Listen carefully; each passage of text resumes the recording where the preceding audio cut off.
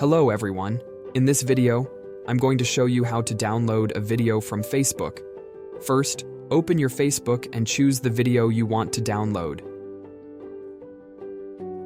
I'll select this video, and once you've picked the video you want to download, click Share down here,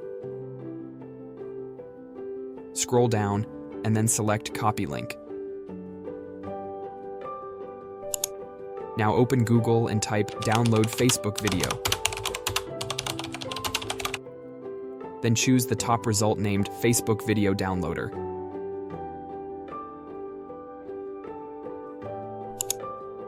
Here, you need to paste the link you copied earlier. Paste it here, then click Download. And wait a moment. Okay, here you have the option to download the video in normal quality, or download the video in HD quality. I'll choose to download the video in HD quality. Click it. And wait a moment. The Facebook video has been successfully downloaded. If you found this video helpful, please like and subscribe and comment if it worked for you. See you in the next tutorial video.